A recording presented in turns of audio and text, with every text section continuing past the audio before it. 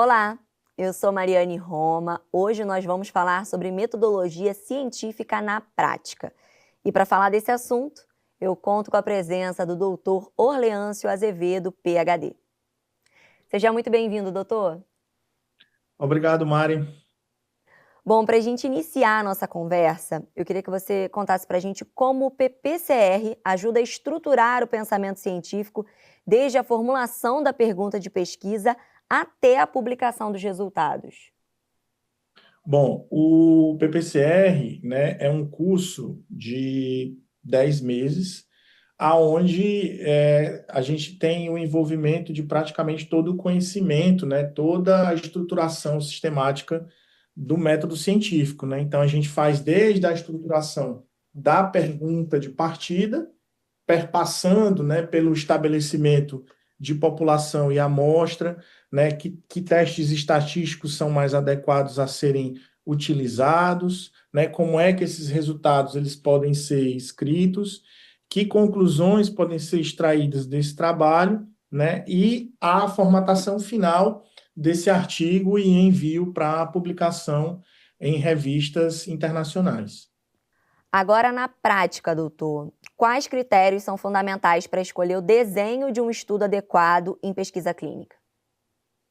Eu destacaria, Mário, nessa sua pergunta, que o elemento mais fundamental antes do chute inicial, né, do kickstart de qualquer pesquisa, é a pergunta de partida.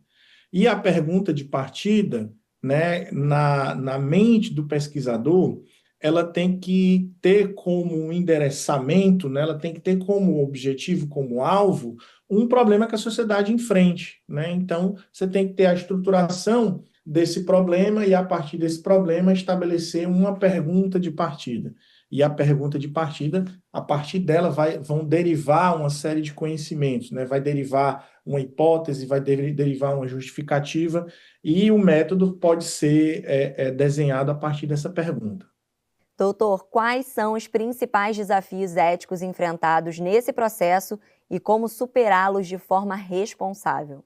Para você estruturar qualquer pesquisa, né, envolvendo os seres humanos, aqui no Brasil, especialmente, a gente tem a Comissão Nacional de Pesquisa com Seres Humanos, né, a CONEP, e a CONEP define, né, para os centros de pesquisa, para os centros de ética em pesquisa com seres humanos, uma série, né, de normativas, uma série de resoluções que tem como objetivo exatamente a proteção do participante de pesquisa, né? Eu destacaria que a gente tem uma série de valores, né, que precisam ser observados, como a beneficência, a não maleficência, o princípio de justiça, né? Ou seja, a despeito da gente ter uma pergunta a ser respondida por meio de um estudo, o indivíduo, né, o paciente, o indivíduo de pesquisa, o representante de pesquisa, ele precisa, a todo custo, ser protegido,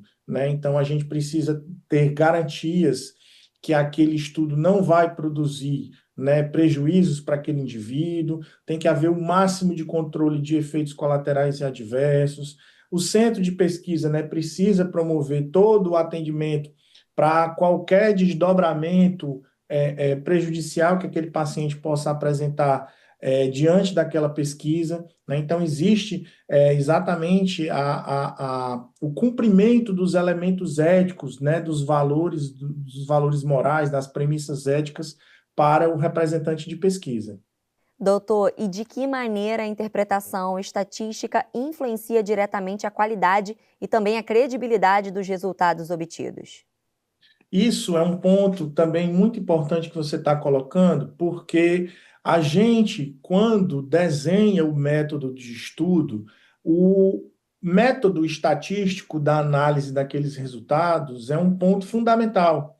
Porque se eu tenho um método realizado e eu encontrei alguns resultados, e esses resultados eles precisam ser comparados, eles precisam ser analisados e criticados, o meu método estatístico ele precisa estar ajustado.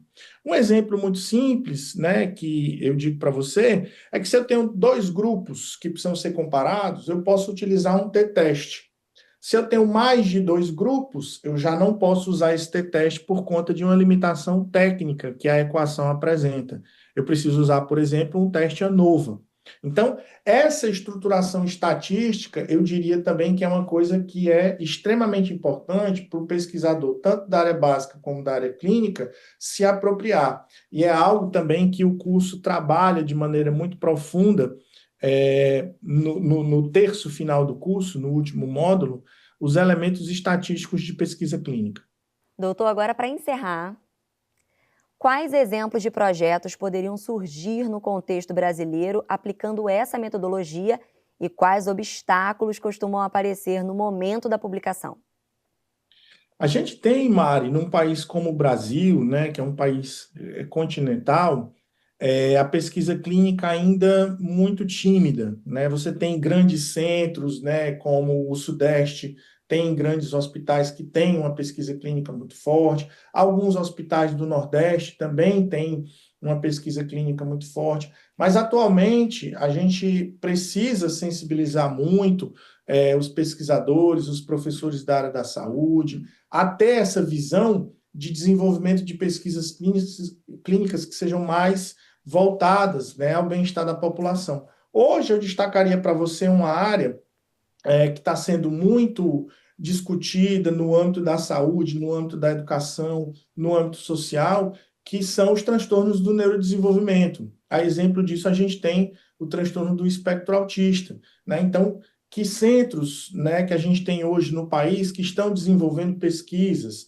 relacionadas a esse grupo de crianças e adolescentes, né, no intuito de descobrir fatores associados, fatores correlacionados, para que a gente consiga ter, eventualmente, respostas para essas famílias, essas mães, esses pais, que muitas vezes estão diante de condições assim muito difíceis com relação ao desenvolvimento desses transtornos nessas crianças, né? Eu destacaria também as doenças degenerativas, como é o caso das doenças crônicas, o próprio diabetes, as doenças cardiovasculares que hoje tem aí como estão nos primeiros lugares como causas de mortalidade. Então, todos esses transtornos, na hora que a gente consegue sistematizar aquilo ali e endereçar uma pergunta de partida, aquilo ali vai produzir exatamente resultados que a gente tem como utilizar. Eu cito para você um exemplo hoje, em que no mundo existem vários ensaios clínicos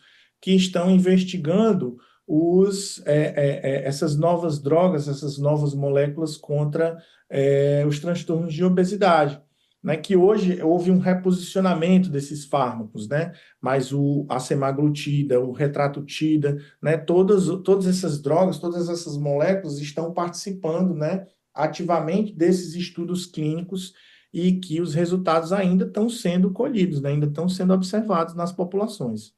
E o Brasil é uma delas. Doutor, muito obrigada pela sua presença e por todo o seu conhecimento. Obrigado a você, Mari.